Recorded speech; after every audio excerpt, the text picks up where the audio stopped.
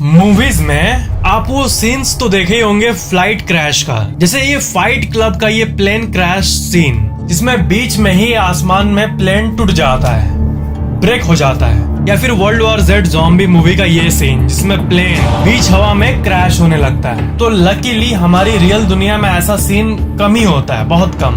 But एक बार ऐसा एक अमेजिंग इंसिडेंट हुआ है ना रियल लाइफ में कि कुछ ऐसा सीन होने के बाद पायलट प्लेन को लकीली उतार दिया है। सिर्फ एक को छोड़कर बाकी सबकी जान बच गई है। अप्रैल 28, 1988 दोपहर के 1:25 बोइंग 737 नाम का एक प्लेन हाइलो इंटरनेशनल एयरपोर्ट से होनोलुलु तक जाने के लिए टेक ऑफ किया।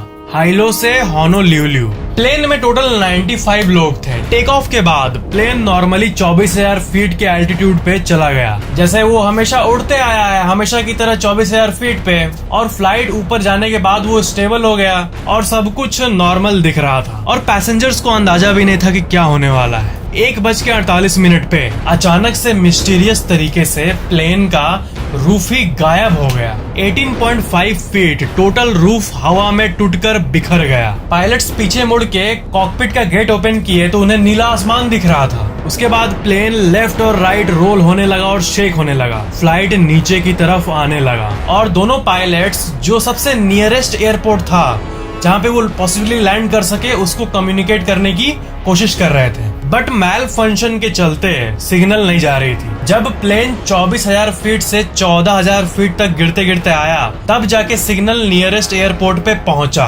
1:58 PM 10 मिनट के हाहाकार के बाद फाइनली पायलट ने प्लेन को सेफली लैंड कर दिया काहुलुई एयरपोर्ट के रनवे पे, जो कि नियरेस्ट एयरपोर्ट था। और उन पायलट का नाम था रॉबर्ट स्कॉन्स, जिनको अपने स्किल्स के लिए बहुत वाहवाही मिली। प्लेन्स में एक्चुअली फ्लाइट साइकिल होता है और आपको ये भी पता होगा कि टेक ऑफ के पहले अच्छे से प्लेन की इंस्पेक्शन की जाती है और ज्यादातर केसेस में वहीं पे कुछ गड़बड़ी का मालूम चलता है। तो आखिर ये इंसिडेंट हुआ क्यों?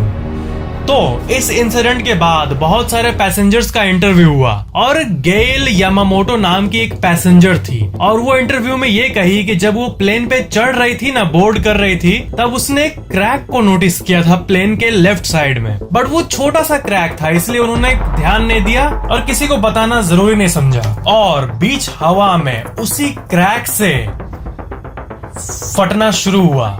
हल्का शुरू होके पूरा फट गया।